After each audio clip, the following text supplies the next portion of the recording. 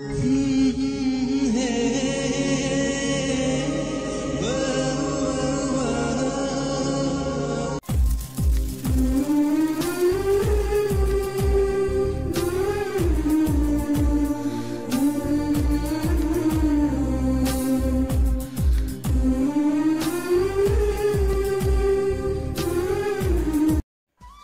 তো এলাম আমি, এরপর কি হবে বিউটি?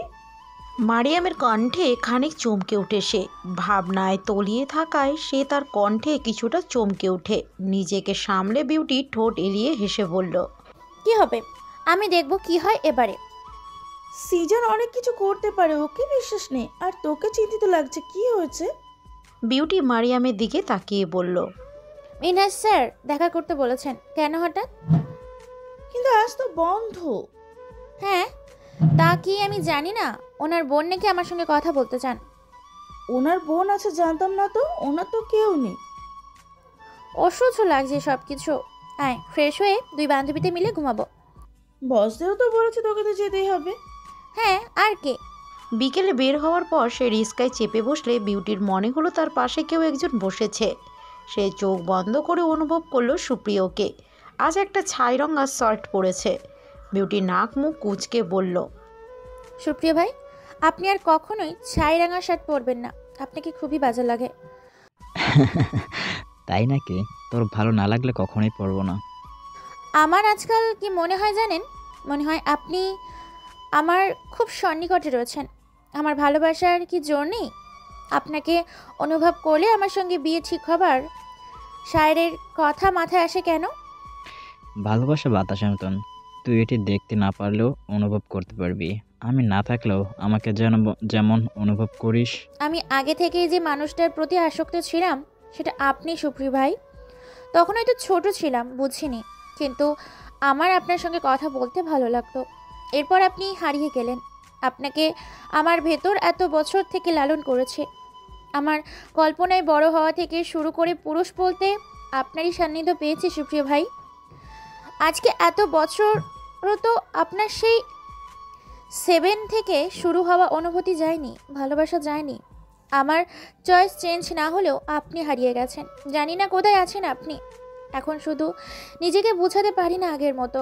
কিন্তু শুনে রাখুন সুপ্রিয় ভাই, আমি মানুষ, আমার মধ্যে পরিবর্তন আসবে। জন্মদিনের দিন না এলে আর কখনোই আপনি আমার জীবনে আর আসবেন না সুপ্রিয় ভাই। আমি আমার বাবা মাকে আর কোনো রকম কষ্ট দিতে পারবো না সুপ্রিয় ভাই। আর যদি বলি আমি আসবো, তখন শেষ নিঃশ্বাস অবধি তুই যদি আমার জন্য অপেক্ষায় থাকিস, জেনে রাখিস আমি সেদিনও আসতে পারি তোর কাছে। আমার জন্মদিনের দিন না এলে এরপর আর কখনোই আপনার কাছে ফিরবো না। এমনভাবে আপনার থেকে দূরে যাব, আপনি চাইলেও আর আমাকে ছুঁতে পারবেন না সুপ্রিয় ভাই। লোকে আমাকে কলঙ্কিনী বলেছে আপনার জন্য, শুধুমাত্র আপনার জন্য সুপ্রিয় ভাই। শোন মেয়ে, চাঁদ ভেবে নিজেকে ওই ছোট মানসিকতার মানুষদের কলঙ্ক নিজের গায়ে লাগাবি না। তোকে রূপালী আলোতে মানায়। কেউ দাগ লাগাতে এলে আমাবস্যায় অন্ধ করে দিবি, যোগ্য জবাব দিয়ে তাকে তাদের মুখ বন্ধ করে দিবি। এই জন্মে এবং পরকালে তুই আমার আর আমি তোর, বুঝলি?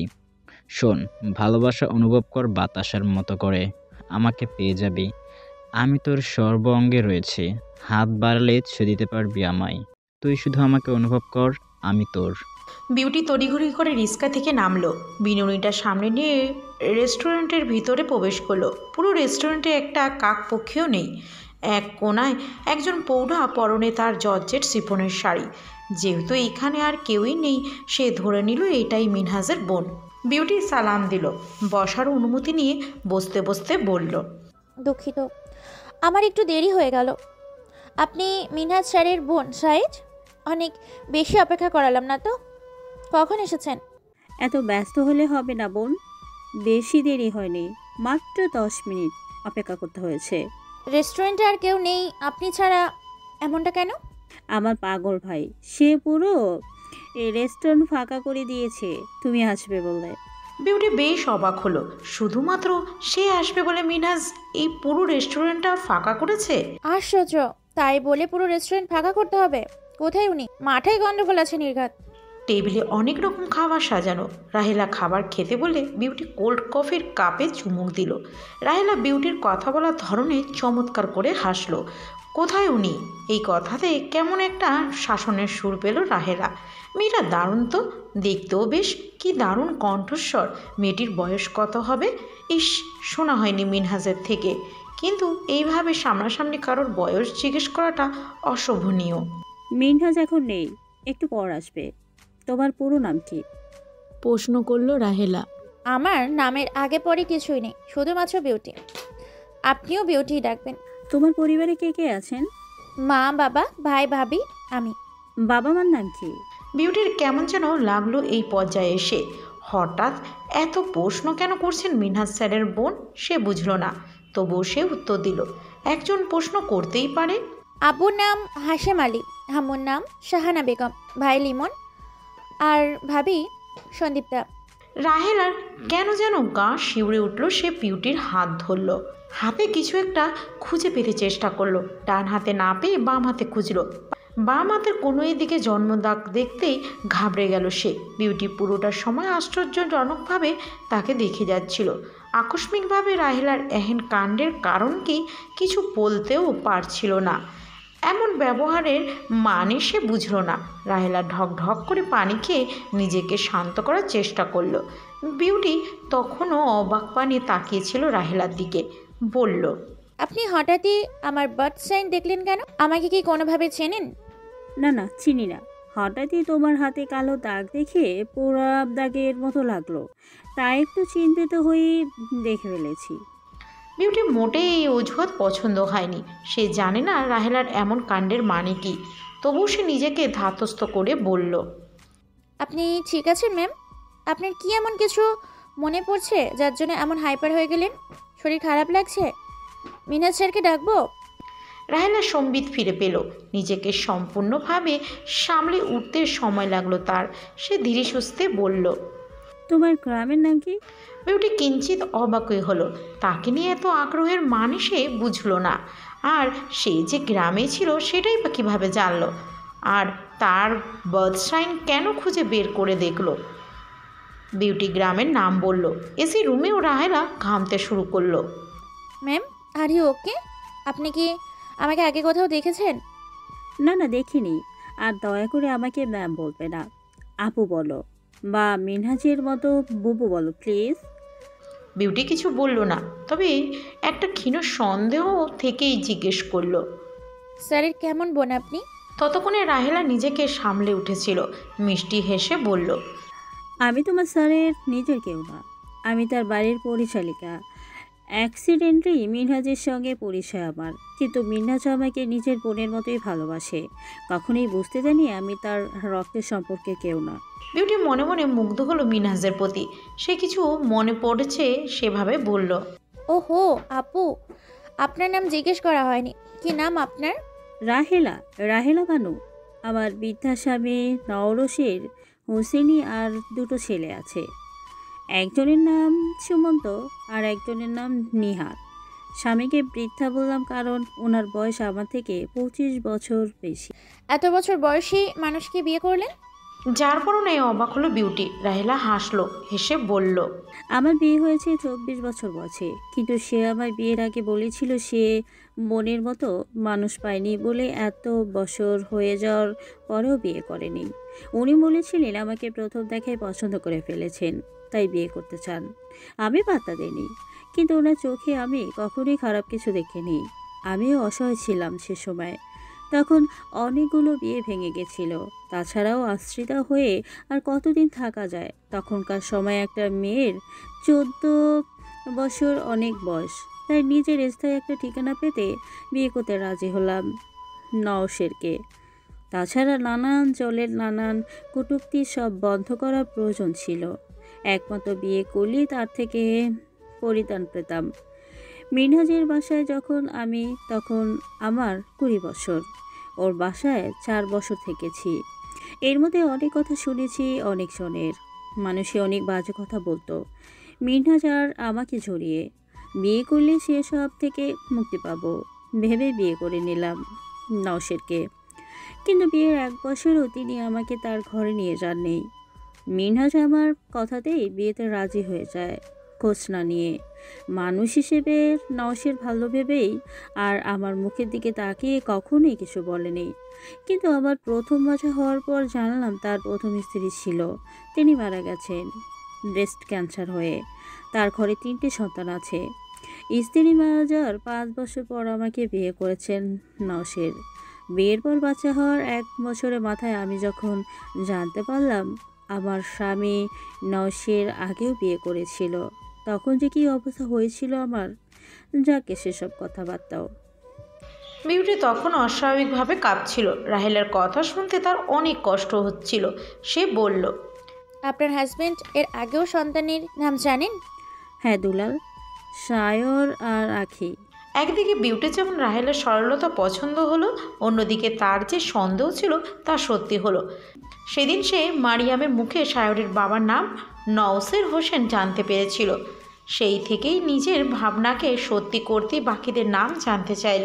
বিউটি বলল, আপনি জানেন সায়র হোসাইনের সঙ্গে আমার বিয়ে ঠিক হয়েছে? রাহেলা যেন আকাশ থেকে পড়ল।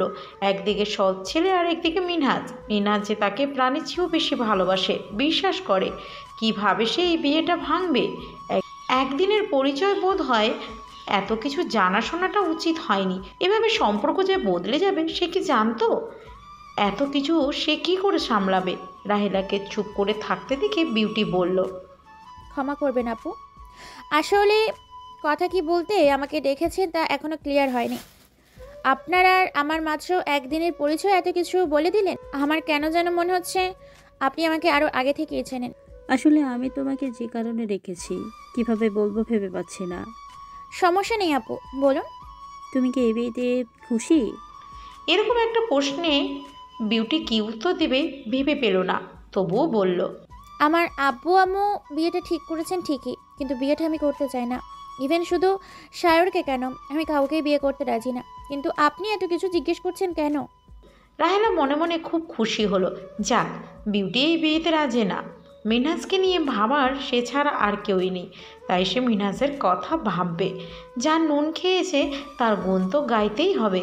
তাই রাহেলা কোনো ভনিতা না করেই বলল, আসলে মিনহাজ তোমাকে পছন্দ করে, কিন্তু তোমার বিয়ে ঠিক হয়ে যাওয়ার পর সেটা কিভাবে কনফেস করবে বুঝতে পারছিল না।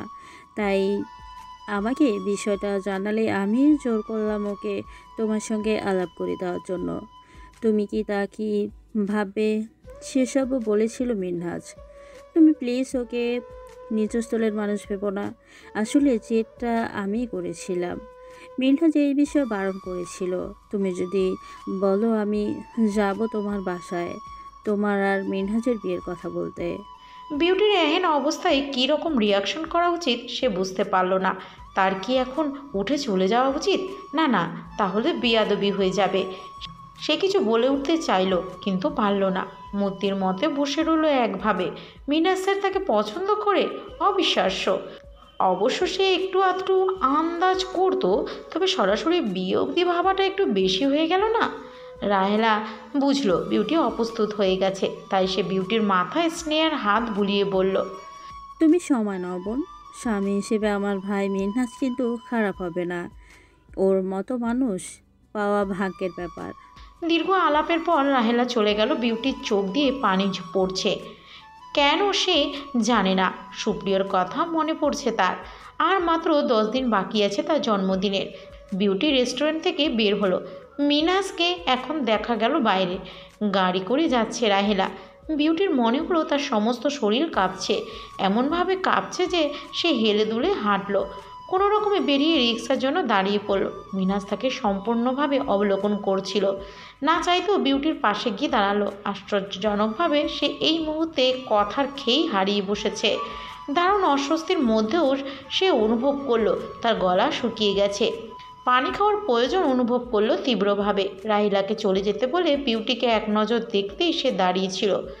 শখের নারীকে দেখার জন্য এতটাই আকৃষ্ট, এতটাই তৃষ্ণার্ত ছিল তার চোখ জোড়া যে লাজ লজ্জা ভুলে রাহিলাকে বলেই বসে, বিউটিকে এক নজর দেখেই আসছি। রাহিলা কিভাবে যেন হাসছিল তার কথা শুনে। তার ভীষণ লজ্জা করছিল তখন। বিউটির আশেপাশে কোনো দিকে খেয়াল নেই, একটা রিস্কাও আসছে না। এদিকে তার মনে হচ্ছে সে পড়ে যাবে, শরীরের বল ছেড়ে দিয়েছে। সে শরীর ছেড়ে দিয়ে পড়তে নিলেই না চাইতেই মিনহাজ তাকে ধরে ফেলল অত্যন্ত সাবধানে। বিউটি চোখ তুলে তাকালো, বলল, সুপ্রিয় ভাই, আমার কপালে হাত রেখে দেখুন তো, আমার কি জ্বর এসেছে? মিনহাজ অবাক হলো। সুপ্রিয়। বিউটির চোখ বন্ধ হয়ে আসছে। সে আবারও বলল, কি হলো সুপ্রিয় ভাই? দেখুন না, আশ্চর্য, বারবার বলতে হয়। মিনহাজ চুপ করে দাঁড়িয়ে রইল। বুকের ভিতরে চিনচিন ব্যথা করছে তার।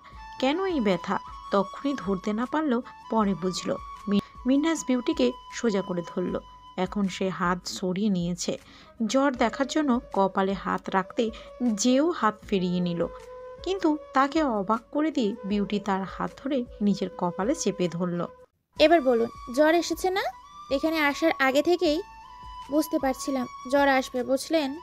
আর আমার একবার জ্বর করলে 7 দিন বিছানা ছেড়ে উঠতে পারি না, ভীষণ উইক হয়ে পড়ি। জ্বরের সময়টা একটা ঘোরের মধ্যে থাকি। আপনি চলুন গাড়িতে। আপনার শরীর ভীষণ খারাপ, হঠাৎই এত জ্বর বাঁধালেন কিভাবে? সুপ্রিয় ভাই, আপনি আমাকে তুই সম্বোধন করেন, ভুলে গেছেন? এক্ষুনি তুমি বলুন। মিনহাজ ভীষণ বিপাকে পড়ল। এভাবে কিভাবে তুই বলবে সে? তার অন্য গাড়িটা পার্কিং প্লেসে। এখান থেকে যেতে নিলে 10 মিনিট লাগবে, কিন্তু এভাবে একটি যুবতী মেয়েকে ধরে রাখা উচিত না। মেয়েটা তো দুর্বলতায় হেলে পড়েছে তার উপর। লোকে তাকিয়ে আছে তাদের দিকে। দেখলে দেখুক, তাতে সে বিন্দু মাত্র ভ্রুক্ষেপ করল না। সুপ্রিয় ভাই, আমাকে কোলে করে গাড়ি পর্যন্ত নিয়ে যেতে পারবেন তো? আমার ওজন বেশি না, এই ধরুন 89 পাউন্ডস। আমার ভীষণ পানি পিপাসা পেয়েছে, আমাকে একটু পানি দিবেন। একদম ঠান্ডা পানি আনবেন, একেবারে শেষ করতে পারি যেন। সেজন্য ছোট্ট বোতল আনতে হবে, বড়টা আনলে পারবো না শেষ করতে। তখন আমার এটাও আপনাকে খেতে হবে, কারণ আমি পানি নষ্ট করা ঠিক না। আশ্চর্য, আমার শরীর কুলাচ্ছে না কেন? আমার ধরে রাখুন তো। আরে এত কথা বলবেন না তো, চলুন আমি গাড়ি অবধি আপনাকে ধরে নিয়ে যাচ্ছি। আবার আপনি বলছেন সুপ্রিয় ভাই? আমার কথা না শুনলে আমি কি করি জানেন তো? ছোটবেলার কথা মনে আছে? একবার আপনার কাছে আম গাছ থেকে আম পাড়তে চেয়েছিলাম, অনেক বলার পরও আপনি আমার কথা শোনেননি। সেজন্য আপনার হাতে জোরে কামড় দিয়েছিলাম, শরীরের চামড়া কতটা বাজেভাবে ছিঁড়ে দিয়েছিলাম। আপনার হাত থেকে কি বিশ্রীভাবে রক্ত ঝরছিল, পরে অনেক কষ্ট হয়েছিল আমার, জানেন? এখনো কথা বলে যাচ্ছেন? আর দাঁড়িয়ে থাকা যাবে না, আপনি দুলছেন কেমন দেখুন। কি আশ্চর্য সুপ্রিয় ভাই, আপনি আমার কথা আজও শুনছেন না। দিব কামড়, দিব। বলতে না বলতেই বিউটি মিনহাজের হাত ধরে লোমশহীন শক্তপোক্ত হাতে দাঁত বসিয়ে দিল। হতবিহ্বল মিনহাজ কোনোরকম আওয়াজ করতে ভুলে বিউটির দিকে তাকিয়ে রইল। বিউটি হাসছে, তার সঙ্গে সঙ্গে তার পুরো শরীর দুলছে। তার দাঁতে কি রক্ত লেগেছে? বিউটি হাসতে হাসতেই বলল, সুপ্রিয় ভাই, এবারে বলুন, তুই তুই বলুন। আমার মনে হচ্ছে আমি সেই ছোটবেলায় ফিরে গেছি। আর আমি না পানি খেতে চাইছিলাম, আপনি এখনও দাঁড়িয়ে থাকবেন? জানেন না, তৃষ্ণার্তকে পানি পান করাতে হয়। পানি চাওয়া মাত্র তাকে হাতের কাছে পানি এগিয়ে দিতে হয়। এক্ষুনি পানি আনুন। তোকে রেখে যেতে পারছি কই পানি আনতে? আচ্ছা আজকে এত কথা বলছিস কেন? মিনহাজ নিজের রক্তাক্ত হাতের দিকে তাকালো। বিউটির দেওয়ার প্রথম স্পর্শ ব্যথায় টনটন করছে। তার মনে হচ্ছে তার হাতে সাপ কেটেছে। বীজ দাঁত বসানোই এত ব্যথার উপদ্রব হচ্ছে। এটা বিউটির দেওয়া প্রথম স্পর্শ, সেটা যেমন হোক। তাই যখন বিউটি তার হাতকে কামড়ে ধরলো, ব্যথা সহ্য করেও একদম নিশ্চুপ ছিল।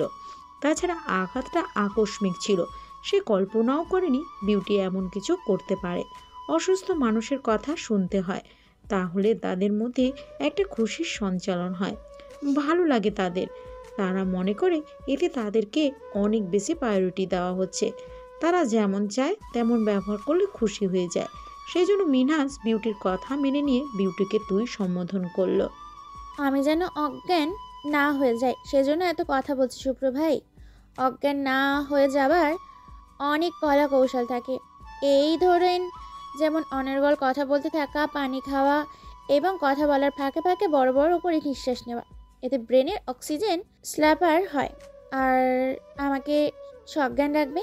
ব্রেন সজাগ থাকলে আমার অজ্ঞান হওয়ার সম্ভাবনা কমে যাবে। চলো যাওয়া যাক। একা যেতে পারবেন? আবার আপনি আচ্ছা সরি, চল যাই। একা যেতে পারবি? আমি কি ধরবো? আগে অনুমতি নেওয়ার কি আছে? জানেন আপনি আমার কল্পনায় কতবার আমাকে গলে নিয়েছেন? নিন, আমাকে গলে নিন। বিউটির জোরাজোরিতে মিনহাজকে না চাইতেও কোলে তুলে নিতে হলো। মিনহাজের প্রচণ্ড অস্থির লাগছে, অস্বস্তিতে সারা শরীর বিমূঢ় হয়ে আসছে। তার থেকে পরিত্রাণ পেতে সে দ্রুত পা চালালো, বিউটিকে গাড়িতে বসিয়ে দিল।